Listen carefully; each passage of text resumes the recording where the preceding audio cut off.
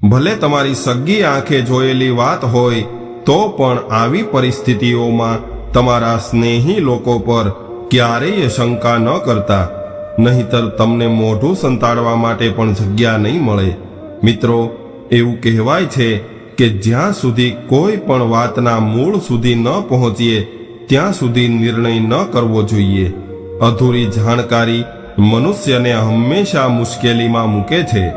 ક્રોધના આવેશમાં આવીને અથવા તો ઉતાવળ કરીને બીજા દ્વારા સાંભળેલી વાતોના આધારે કરવામાં આવેલા નિર્ણય બીજા લોકો માટે તો દુઃખદાયક બને છે, પરંતુ તમારા માટે પણ ખૂબ મોટું દુઃખ ઉત્પન્ન કરે છે।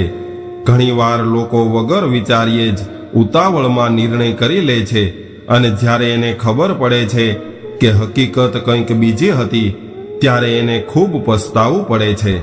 મિત્રો, ઘણીવાર અમુક લોકો ઉતાવળના કારણે ગેરસમજના શિકાર બને છે અને પોતાનું તથા બીજાનું જીવન નર્ક બનાવી દે છે। એટલા માટે તમને વિનંતી છે કે આ કહાની તમને ખૂબ જ સારી શીખ આપનારી કહાની બનવાની છે, એટલે આ વિડીયોને અંત સુધી ધ્યાનથી સાંભળજો। અને આજની વાત શરૂ કરતા પહેલા તમને વિનંતી છે કે આ વિડીયો પસંદ આવે તો લાઈક, શેર અને નવા હોય તો ચેનલને સબસ્ક્રાઇબ જરૂરથી કરજો। તેમજ કોમેન્ટ બોક્સમાં સાચી શ્રદ્ધાથી હર હર મહાદેવ જરૂરથી લખજો, જેનાથી ભગવાન મહાદેવની કૃપા આપણા પર નિરંતર બનેલી રહે। તો ચાલો શરૂ કરીએ આજની કહાની। પ્રાચીન સમયની વાત છે। એક નગરમાં એક શેઠજીનો પરિવાર રહેતો હતો। શેઠજી ખૂબ જ ધનવાન હતા। એના ઘરમાં કોઈ પણ વાતની કમી નહોતી। લાખો રૂપિયાનો વેપાર હતો। શેઠના પરિવારમાં જેટલા લોકો રહેતા હતા એ બધા જ લોકો ધાર્મિક પ્રવૃત્તિ કરતા હતા અને આ પરિવારમાં એક કન્યાએ જન્મ લીધો। એ કન્યાનું નામ સ્વાતિ રાખવામાં આવ્યું। સ્વાતિ ખૂબ જ બુદ્ધિશાળી અને સંસ્કારી કન્યા હતી। એ હંમેશા ભગવાનની ભક્તિ કરતી અને ગરીબ લોકોની મદદ કરતી હતી। વડીલોની સેવાને એ પોતાનું પહેલું કર્તવ્ય સમજતી હતી। ધીમે ધીમે સમય વીતવા લાગ્યો અને સ્વાતિ યુવાન થવા લાગી। જ્યારે એની ઉંમર વિવાહ યોગ્ય થઈ ગઈ ત્યારે શેઠજીએ એક ખૂબ ધનવાન પરિવાર જોઈને સ્વાતિના વિવાહ કરી દીધા। સ્વાતિના સસરા ખૂબ જ અમીર હતા અને અમીર હોવાની સાથે સાથે એ ખૂબ જ કંજૂસ હતા। સ્વાતિ જ્યારે વિવાહ કરીને પોતાના સાસરિયામાં ગઈ ત્યારે એણે પોતાના સાસરિયાના લોકોને કોઈ પણ પ્રકારની ફરિયાદનો મોકો ન આપ્યો, કેમ કે એ ખૂબ જ સંસ્કારી પરિવારમાં ઉછરીને મોટી થઈ હતી। એટલા માટે એ પોતાના પતિ અને સાસુ સસરાનો ખૂબ જ આદર કરતી હતી। એણે એના સેવાભાવથી સાસરિયાના બધા જ લોકોના મન જીતી લીધા હતા। ધીરે ધીરે સાસરિયામાં રહેતા રહેતા એને ઘણા વર્ષો વીતી ગયા। એક દિવસની વાત છે। સવારમાં સ્વાતિ પોતાના ઘરના આંગણામાં કચરો વાળી રહી હતી ત્યારે જ એના ઘરના દરવાજે એક યુવાન સંન્યાસી આવ્યો અને દરવાજાની બહાર ઊભા રહીને એ પોતાની કડતાલ વગાડવા લાગ્યો। ત્યારબાદ સંન્યાસી મહારાજે અવાજ લગાવ્યો કે હે માતા, સંન્યાસી બહાર ઊભો છે એટલે કંઈક ભિક્ષા આપો। આવો અવાજ સાંભળીને સ્વાતિ તરત જ ઘરના દરવાજે આવી અને એ સંન્યાસીને જોઈને કહેવા લાગી કે અરે મહાત્મા, આખરે તમારે આટલી ઉતાવળ કેમ છે? હજુ થોડી રાહ જોઈ હોત તો શું વાંધો હતો? મિત્રો, શેઠની વહુના આટલા કહેવા પર એ સંન્યાસી કહેવા લાગ્યા કે હે દેવી, મને ડર લાગી રહ્યો હતો એટલા માટે ઉતાવળ કરી છે। સંન્યાસીનો જવાબ સાંભળીને સ્વાતિ હસવા લાગી। આ બાજુ શેઠની વહુ અને સંન્યાસીનો વાર્તાલાપ થઈ રહ્યો હતો અને બીજી બાજુ એ જ સમયે સ્વાતિના સસરા ઘરમાં હાજર હતા। હવે એના સસરા આ બંનેની વાતો ખૂબ જ ધ્યાનથી સાંભળી રહ્યા હતા। જ્યારે શેઠજીએ પોતાની વહુના મોઢેથી આવી વાતો સાંભળી કે આખરે આટલી બધી ઉતાવળ કેમ છે, ત્યારે આ સાંભળીને સ્વાતિના સસરાના કાન ઊભા થઈ ગયા, કેમ કે સ્વાતિ આ ઘરમાં હજુ નવી વહુ બનીને આવી હતી અને બીજી બાજુ એ સંન્યાસી પણ યુવાન હતો। પોતાની વહુ અને સંન્યાસીની વાતો સાંભળીને સ્વાતિના સસરાજી ચોંકી ગયા અને વિચારવા લાગ્યા કે હું આ શું સાંભળી રહ્યો છું? હવે એના સસરાજીને વહુ પર શંકા થવા લાગી અને મનમાં વિચારવા લાગ્યા કે મને એવું લાગી રહ્યું છે કે અમારી વહુનું આ સંન્યાસી મહાત્મા સાથે કંઈક ચક્કર ચાલે છે. હવે શેઠજીને એવા વિચાર આવતા હતા કે હું આ શું જોઈ રહ્યો છું કે સંન્યાસી એવું કહી રહ્યા હતા કે મને ડર લાગી રહ્યો છે એટલા માટે ઉતાવળ કરી છે. આખરે એને કઈ વાતનો ડર લાગી રહ્યો હશે. હવે તો શેઠજી ખૂબ જ ધ્યાનથી એની વાતો સાંભળવા લાગ્યા. શેઠની વહુ યુવાન સંન્યાસી સાથે હસી હસીને વાતો કરી રહી હતી એટલે શેઠજીએ મનમાં નક્કી કરી લીધું કે જરૂર આ યુવાન સંન્યાસીનો મારી વહુની સાથે કોઈ સંબંધ છે. હવે હું જોઉં છું કે આ બંને આગળ શું વાત કરે છે. હવે તો શેઠજી પોતાના ખાટલામાંથી ઊભા થઈને ઘરની બારી પાસે આવીને ઊભા રહી ગયા અને ચૂપચાપ ત્યાં ઊભા રહીને સંન્યાસી મહાત્મા અને પોતાની વહુ વચ્ચે થઈ રહેલી વાતો સાંભળવા લાગ્યા. ત્યારબાદ સંન્યાસી મહાત્મા સ્વાતિને પૂછવા લાગ્યા કે હે દેવી, તમારી ઉંમર કેટલી છે? એટલે સંન્યાસીની વાતનો જવાબ આપતા સ્વાતિ કહેવા લાગી કે હે સંન્યાસી બાબા, હજુ તો મારી ઉંમર 10 વર્ષની થઈ છે.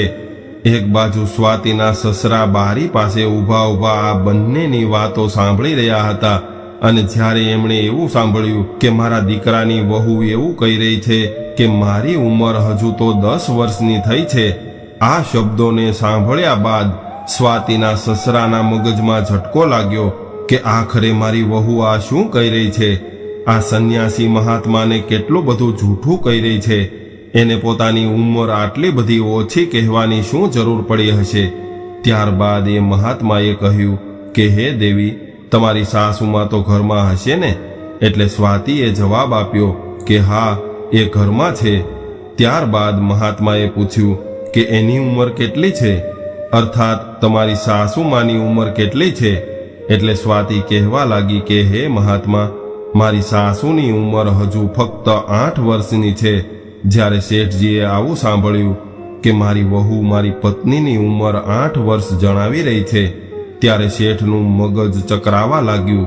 શેઠ વિચારવા લાગ્યા કે મારી પુત્રવધુ ક્યાંક પાગલ તો નથી ને, કેમ કે એ પોતાની ઉંમર 10 વર્ષ જણાવી રહી છે અને મારી પત્નીની ઉંમર 8 વર્ષ જણાવી રહી છે.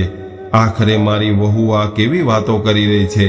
હવે હું જોઉં છું કે આ બંને વચ્ચે આગળ શું વાત થાય છે. એ તો પાકું થઈ ગયું છે કે મારી પુત્રવધુ મારા દીકરાની આંખોમાં ધૂળ નાખીને આ સંન્યાસી સાથે પ્રેમ કરવા લાગી છે. નહીતર એની ઉંમર આટલી બધી ઓછી જણાવવાનો શું મતલબ હોઈ શકે. ત્યારે શેઠજી વિચારવા લાગ્યા કે આટલું જલ્દી બોલવું એ ઠીક નહીં કહેવાય. એના પહેલા હું એની બધી જ વાતો સાંભળી લઉં છું. જ્યારે સંન્યાસી અહીંથી જતો રહેશે ત્યારે હું મારી વહુને પૂછી લઈશ અને મારા દીકરાને એની ફરિયાદ કરીશ. ત્યારબાદ શેઠજી એની વહુ અને સંન્યાસી મહાત્માની વાતો ખૂબ ધ્યાનથી સાંભળવા લાગ્યા. હવે સંન્યાસીએ સ્વાતિને બીજો એક પ્રશ્ન પૂછ્યો કે હે દેવી, તમારા પતિની ઉંમર કેટલી છે? એટલે સ્વાતિએ ફરીથી જવાબ આપ્યો કે હે મહાત્મા, મારા પતિની ઉંમર શું જણાવું? એની ઉંમર તો હજુ 3.5 વર્ષની થઈ છે. પોતાની પુત્રવધુનો આવો જવાબ સાંભળીને શેઠની વ્યાકુળતા વધી ગઈ અને ત્યાં જ ઊભા રહીને વિચારવા લાગ્યા કે મારી વહુ એકદમ પાગલ થઈ ગઈ છે અને જેમ ફાવે એમ બોલી રહી છે.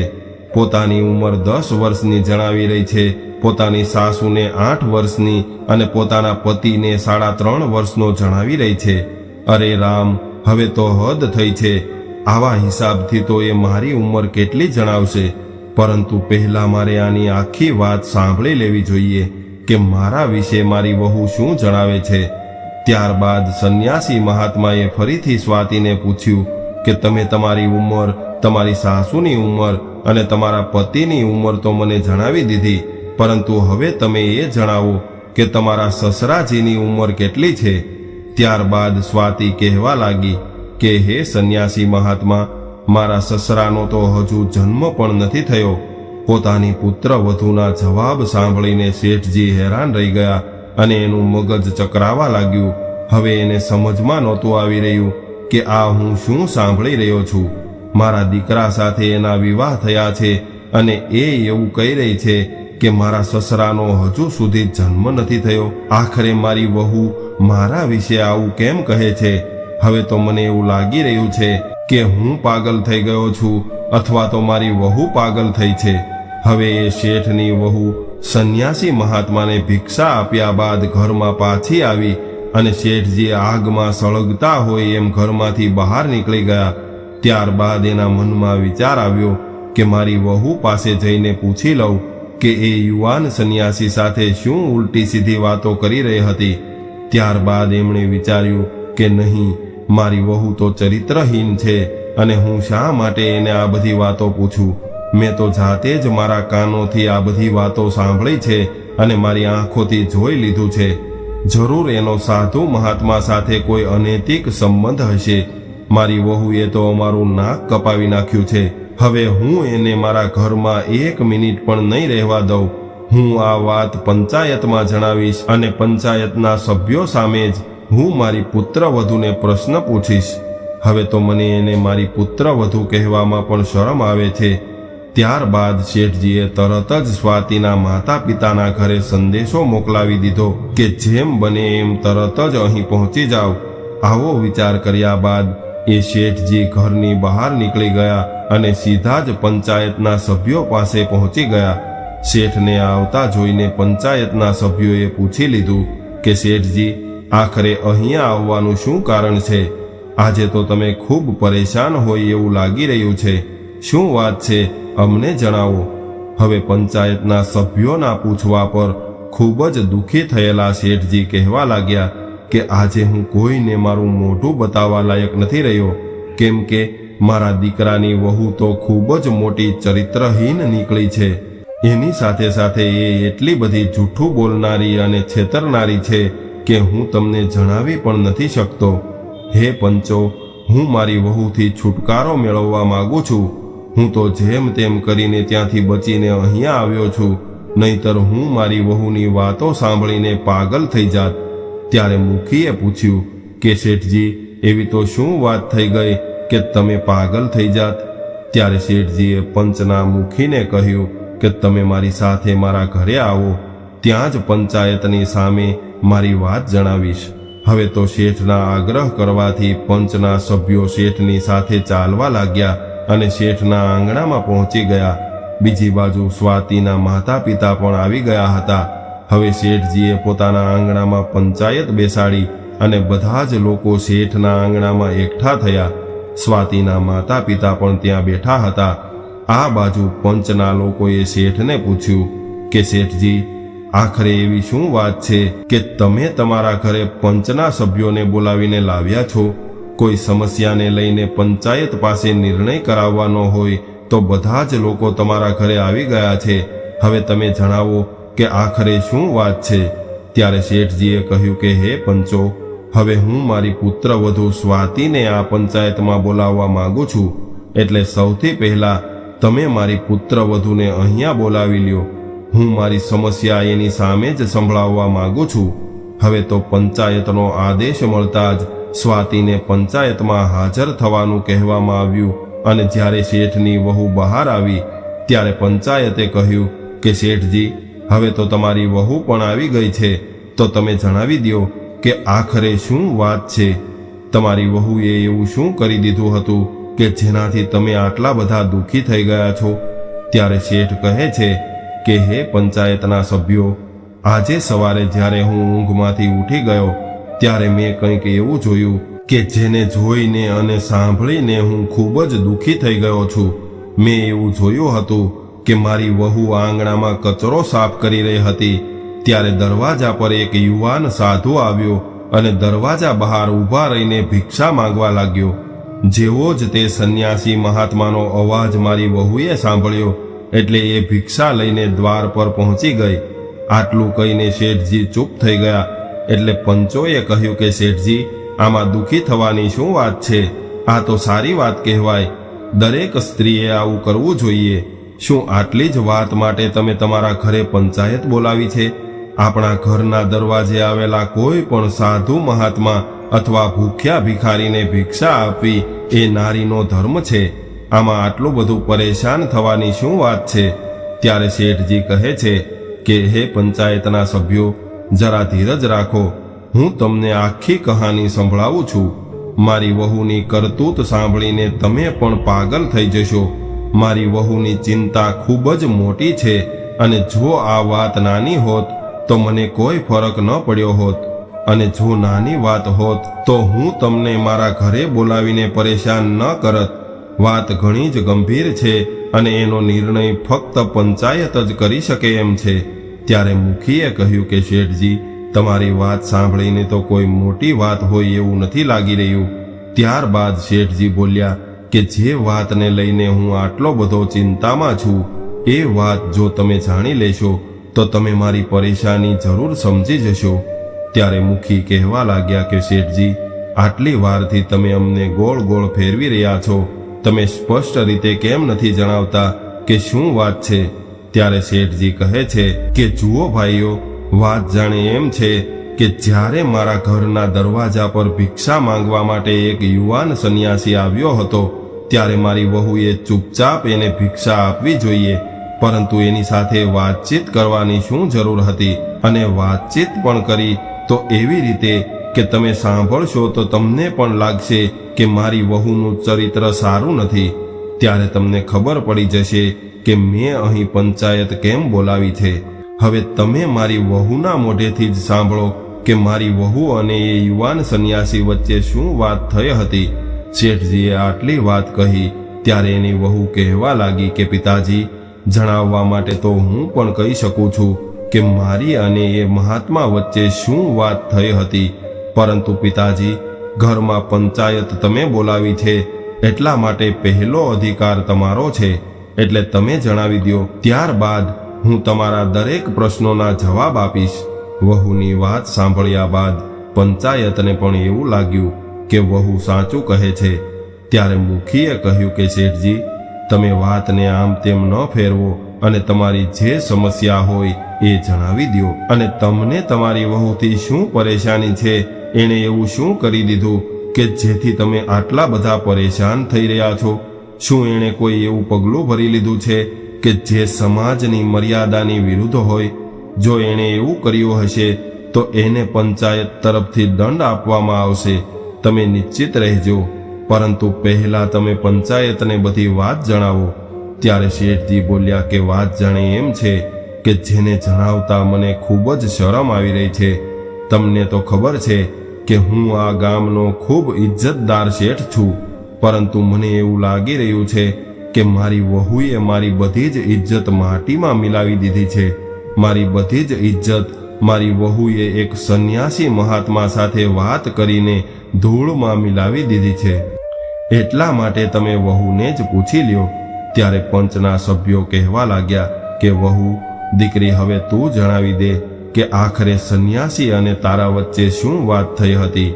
ત્યારે સ્વાતિ કહે છે કે ઠીક છે પિતાજી, જો તમને જણાવવામાં શરમ આવી રહી હોય તો હું જ મારા મોઢેથી બધી વાત જણાવી દઈશ.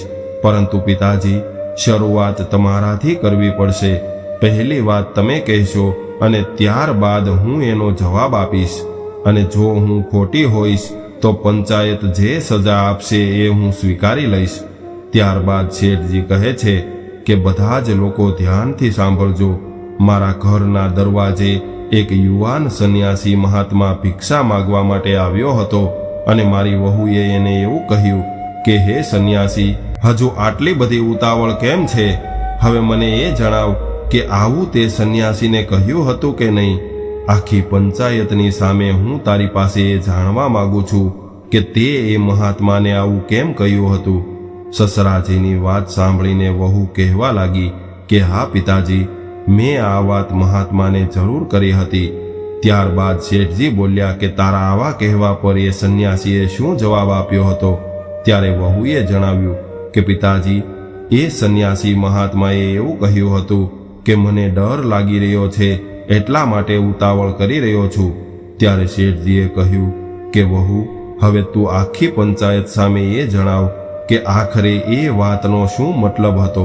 આવી વાત સાંભળી ત્યારે જ હું સમજી ગયો હતો કે તારા ચરિત્રમાં ખોટ છે, એટલા માટે હું તને મારા ઘરમાં નહીં રાખું.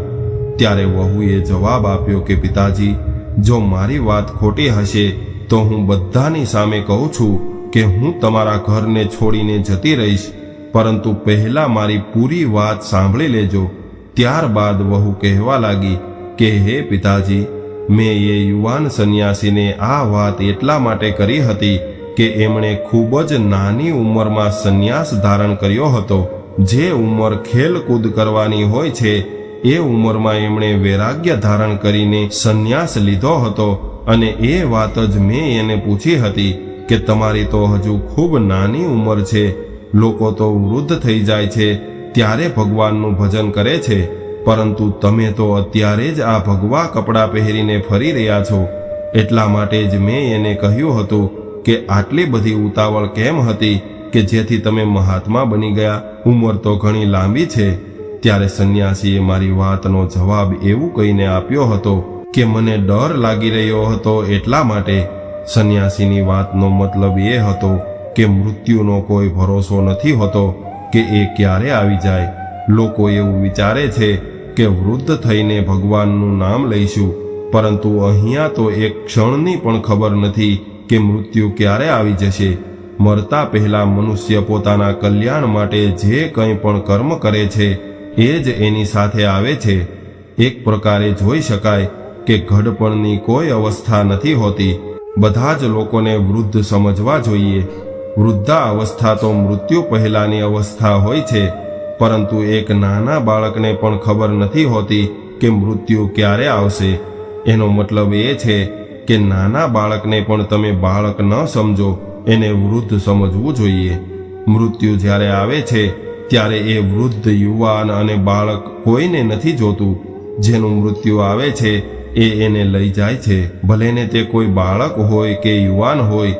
એટલા માટે ભગવાનનું ભજન બાળપણથી જ શરૂ કરવું જોઈએ. વૃદ્ધાવસ્થા કોણે જોઈ છે? કોણ જાણે કે વૃદ્ધાવસ્થા સુધી આપણે પહોંચી શકશું કે નહીં.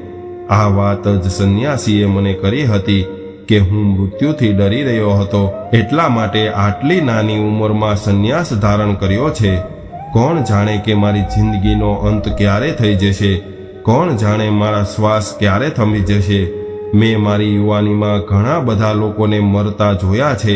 એટલા માટે આ ડરના કારણે જ મેં મારી યુવાનીમાં સંન્યાસ ધારણ કર્યો છે. હવે તમે જણાવો પિતાજી કે મેં અને એ સંન્યાસીએ શું ખોટી વાત કરી હતી? વહુની વાત સાંભળીને પંચાયતના બધા જ સભ્યો વહુની બુદ્ધિની પ્રશંસા કરવા લાગ્યા. હવે બીજી બાજુ શેઠને પણ સમજમાં આવી ગયું હતું કે મારી વહુની વાતોનો મતલબ તો એકદમ સ્પષ્ટ હતો, પરંતુ હું તો એને વ્યર્થમાં ખોટી સમજી રહ્યો હતો. ત્યારે સ્વાતિ કહે છે કે પિતાજી, હજુ મારી વાત પૂરી નથી થઈ. હું તમને આગળ થયેલી વાતોનો મતલબ પણ જણાવીશ, તમે ધ્યાનથી સાંભળજો. ત્યારબાદ વહુએ જવાબ આપ્યો કે પિતાજી, એ સંન્યાસી મહાત્માએ મારી ઉંમર પૂછી હતી, ત્યારે મેં એ સંન્યાસી મહાત્માને મારી ઉંમર 10 વર્ષ જણાવી હતી. શું પિતાજી, મેં આવું જ કહ્યું હતું ને? એટલે શેઠજી કહેવા લાગ્યા કે હા, તે આવું જ કહ્યું હતું, પરંતુ તું તો 30 વર્ષની થઈ છો, તો પછી એ સંન્યાસી મહાત્માને આવું જૂઠું કેમ કહ્યું હતું? અને આ જૂઠું બોલવાના કારણે જ મને તારી નિયતમાં ખોટ લાગી હતી. ત્યારે વહુ કહેવા લાગી કે પિતાજી, થોડી ધીરજ રાખો, હું એ પણ તમને જણાવી દઈશ કે મેં એ સંન્યાસીને આવું કેમ કહ્યું હતું. મારી ઉંમર એને 10 વર્ષની કેમ જણાવી હતી? મારી ઉંમર 10 વર્ષની જણાવવાનું કારણ એ હતું પિતાજી, આમ તો હું 30 વર્ષની થઈ છું, પરંતુ હું એ ઉંમરને ઉંમર નથી માનતી. હું તો મારી ઉંમર 10 વર્ષની જ માનું છું, કેમ કે આજથી 10 વર્ષ પહેલા મેં એક સંત પાસેથી દીક્ષા લીધી હતી. 10 વર્ષ પહેલા જ મને ભગવાનની ભક્તિનું જ્ઞાન થયું હતું. એની કથા અને કીર્તનમાં મારું મન લાગ્યું હતું. જ્યારથી હું ભગવાનની ભક્તિમાં જોડાઈ છું, એની ઓળખાણ થઈ છે, અને જેટલો સમય મારો ભગવાનની ભક્તિમાં પસાર થયો છે એટલી જ ઉંમર મારી સાર્થક થઈ છે. બાકીનું જીવન તો મારું વ્યર્થ ગયું છે. સંસારમાં મનુષ્ય ભલે ગમે એટલું જીવી લે, એની ગમે એવડી ઉંમર હોય, પરંતુ જેટલો સમય એણે ભગવાનનું ભજન કર્યું હોય એ જ સાચી ઉંમર હોય છે. બાકીની ઉંમરમાં તો એણે પશુનું જીવન જીવ્યું હોય છે. ખાધું પીધું, ઊંઘ લીધી અને ભોગ વિલાસ કર્યા. આ કામ તો પશુ પણ કરે છે, એટલે આવી ઉંમરને વ્યર્થ ગણવી જોઈએ. હું 10 વર્ષથી સત્સંગ સાથે જોડાઈ છું, એટલા માટે સંત મહાત્માને મેં મારી ઉંમર 10 વર્ષ જણાવી હતી. હવે તમે જણાવો કે મેં આ સાધુ મહાત્માને શું ખોટું કહ્યું હતું?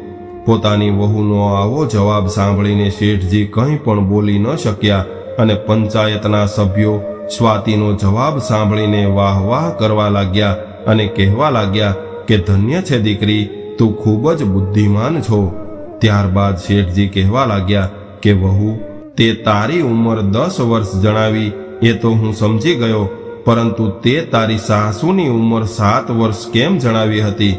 તારા પતિની ઉંમર 3.5 વર્ષ કેમ જણાવી હતી? હકીકતમાં તારી સાસુની ઉંમર તો 60 વર્ષ ઉપર છે. આનો મતલબ પણ તું મને જણાવી દે. ત્યારે સ્વાતિ કહેવા લાગી કે હે પિતાજી, હવે તમે મારી વાત ધ્યાનથી સાંભળજો કે સંન્યાસીના પૂછવા પર મેં આવું કેમ કહ્યું હતું. જ્યારે હું મારા પિયરમાંથી સાસરિયામાં આવી એ સમયે ના તો તમારા ઘરમાં પૂજા પાઠ થતા હતા કે ના કોઈ કથા અને સત્સંગ થતો હતો, પરંતુ મારા કહેવા પર મારા સાસુમાં એ દિવસથી સત્સંગમાં આવવા લાગ્યા, ભગવાનની કથા સાંભળવા લાગ્યા અને ભગવાનનું ભજન અને કીર્તન પણ કરવા લાગ્યા. એને ભગવાનનું ભજન કીર્તન કરતા અને સત્સંગ કરતા 7 વર્ષનો સમય થયો છે. એટલા માટે સંન્યાસી મહાત્માના પૂછવા પર મેં એને જણાવી દીધું કે મારી સાસુમાની ઉંમર 7 વર્ષની થઈ છે. હવે તમે એ જણાવો પિતાજી કે મેં શું ખોટી વાત કરી હતી? વહુની વાત સાંભળીને શેઠજી કહેવા લાગ્યા કે એવી વાત હતી એમને?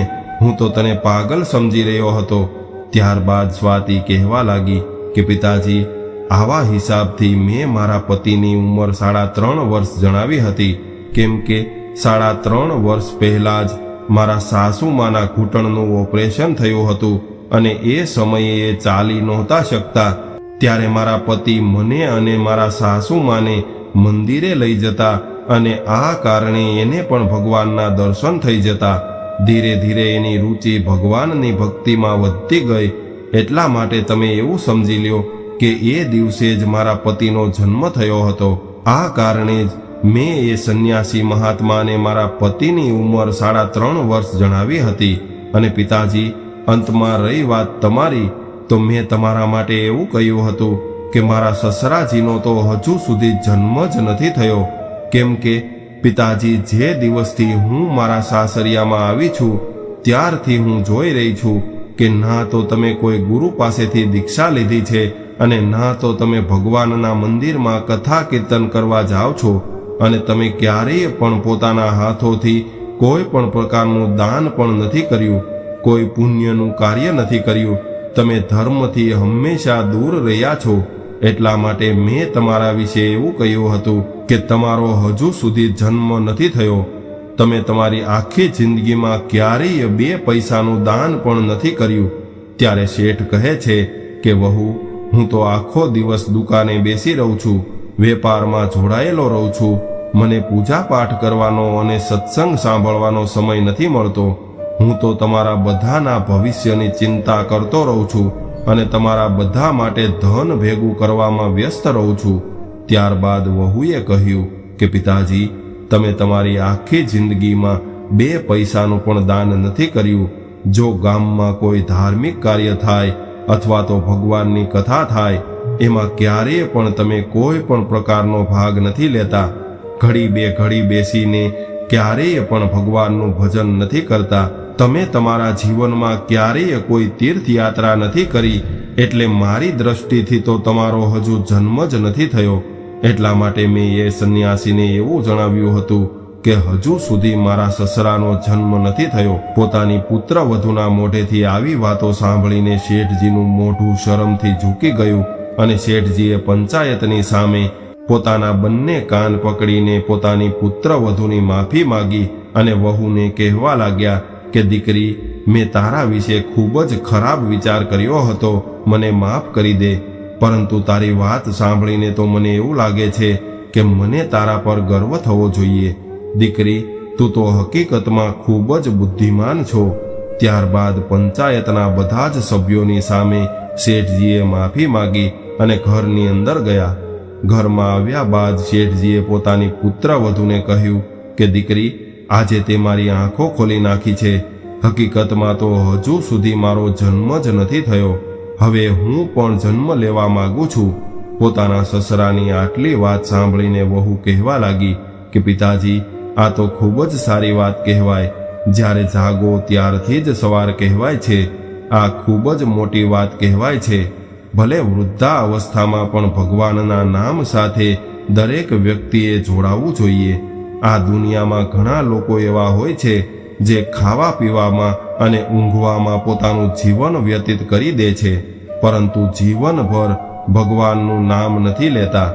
બીજા દિવસે સવારે શેઠજીએ પોતાના મુનિમને બોલાવ્યો અને મુનિમને એવું કહ્યું કે મુનિમજી, આપણા ગોડાઉનમાં પાછલા વર્ષનું વધેલું જેટલું પણ અનાજ પડ્યું છે એ બધું જ અનાજ બહાર કાઢી દો. હું એ અનાજ ગરીબ લોકોને દાનમાં આપવા માંગુ છું.